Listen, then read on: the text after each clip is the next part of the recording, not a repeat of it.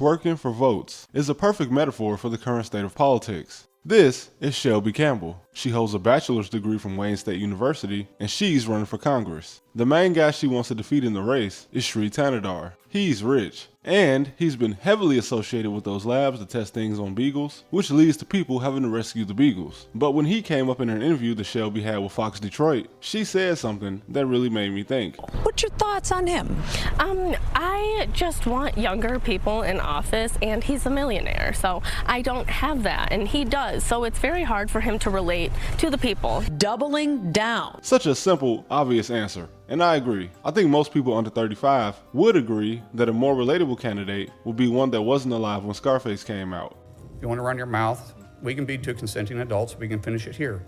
Okay, that's fine. Perfect. You want to do it now? I'd love to do it right now. Well, stand your butt up then. Right now. Well, stand your butt up. You stand your butt up. Oh, hold on. Big guy. Oh, stop it. You know, you're a United States Senator. Sit down. Active. Oh, okay. Sit down, please. And that most people in general would more relate to someone who wasn't a millionaire. But just voting wise, people aged 30 to 34 are the largest single age demographic in the United States. Anyway, I've seen some more controversial takes from her, and ultimately, this video isn't about her. It's about the idea of twerking for votes and the younger candidate running on the platform of "I'm just like you, so vote for me" strategy, but this time it's actually true. Her entire campaign represents a trend of millennial politicians going completely against the traditional political campaign of a rich guy or rich lady trying to seem as down to earth as possible before the ad ends and they can have their assistant fetch some expensive champagne. And it just makes sense. You can't be relatable to most people as a millionaire. So what are you supposed to do? Not be a millionaire? Well, yes, and that's the best part of politicians like this. But just being an average relatable person doesn't actually mean that you're good for politics. But is this actually new?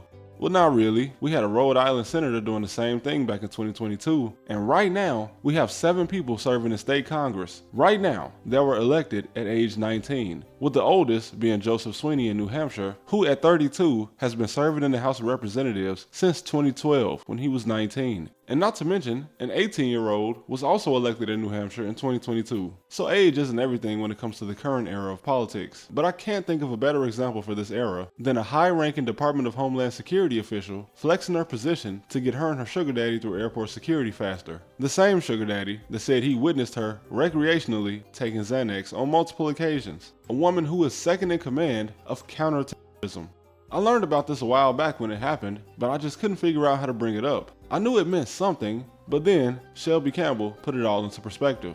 South Korean Twitch streamer Sora was on a stream one day when somebody randomly donated $100,000. Imagine if she created a campaign fund. Seriously though, people have been saying for years that politics is just theater, but if that's true, or even if politics is so theatrical that such an example could serve as a valid comparison, then that means you don't actually have to be an entertainer, just entertaining. Because I'm not going to say that entertainment won Donald Trump the 2016 and 2024 elections, but it certainly won him a lot of public approval. Like, he's really the best example in recent memory of someone whose popularity is much higher when he's trying to get elected rather than when he's actually in office. Donald Trump is definitely a master at using social media to campaign for office, or I should say the guys on his team are really good at it. And due to the fact that he's been in the spotlight for longer than JD Vance has been alive, he definitely knew how to utilize the one thing people crave when they look at a screen: entertainment. He also had one single day where he tweeted 142 different times. But that's nothing compared to the fact that he launched his own social media platform with millions of users. And you could reasonably argue that majority of the time people spend on social media is spent on entertainment. And the 2 largest age demographics on social media are also the groups with the most significant rise in voter turnout over the last 30 years, at least according to the Eagleton Institute of Politics at Rutgers University.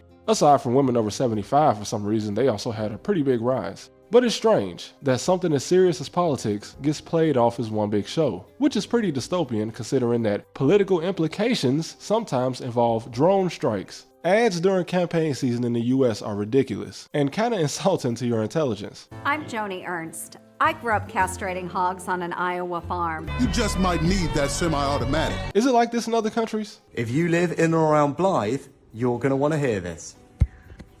We're giving your town... I lose my virginity this morning. Steady. Oh, okay, I guess so. But is twerking for votes really a viable strategy?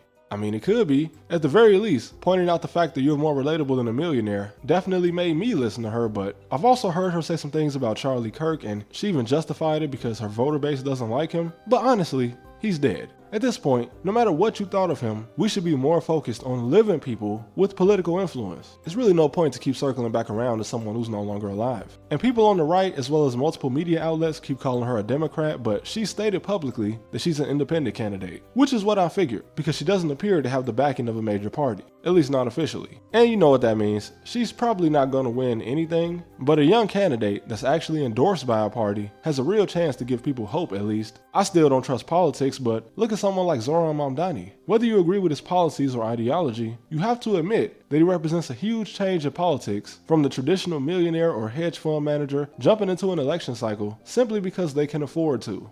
But then you have guys like Dan Bilzerian running for Congress in Florida, a man whose entire social media presence was just him throwing yacht parties. This is the same guy who lied about being a self-made millionaire from playing poker when he was actually just a trust fund kid that became a lifestyle influencer because, again, his entire digital footprint is just yacht parties. It really can't get more theatrical than someone like Dan running for Congress. But he has over 29 million followers, so imagine if even 15% of them are in Florida and able to actually vote for him. I don't even understand what his political stance is because he always lies. His website says no more Jewish supremacy, but I think he forgot that he himself is Jewish, clearly just trying to take advantage of whatever political stance he believes his supporters to have. An unrelatable trust fund kid who could never be a man of the people like Gary Chambers, a man running for US Senate in Louisiana that smoked a heavily stuffed backwood in his own campaign ad because he supports legalization. And I have to say, that's different. He did this 4 years ago and I'm genuinely shocked that I never heard of him. And even though he came in second place, he was fighting a pretty tough uphill battle as a Democrat trying to win a Senate seat in deep South Louisiana. Politics has just become very unserious. Back when I was a kid and Barack Obama was still president, a YouTuber named James Davis went viral for a parody he made where he played Barack Obama as a rapper. And part of the reason it went viral in 2010 is because back then, politicians were viewed as many things, but an entertainer wasn't one of them. And something like this was completely out of the ordinary. But now, it wouldn't even be that surprising to see a political candidate rapping. The current mayor of New York City has been rapping since like 2016. And this era didn't really start with Barack Obama, but he was the first presidential candidate to utilize social media because, well, it barely existed before he ran for president. Twerking for votes isn't the main point of this video, but it certainly is a metaphor, entertaining for political gain. Not saying that's what Zoran did, he's just an example of a millennial politician whose background might go against an older boomer voter base. But Dan Bilzerian running for Congress is, however, a great example of the insulting part of this trend, expecting votes not because of his political ideology, but just because he's famous. So where's all of this headed? I don't know, man. Probably a Twitch streamer president by 2040. Hell, by 2040 I'll be old enough to run for president, but I'm sure everything will be fine. Right? Anyway, that's all I got for now. I appreciate you guys for watching and supporting. I love you guys. Remember to follow your dreams, even if that dream is being a politician. But thanks for watching and I'll see you next time.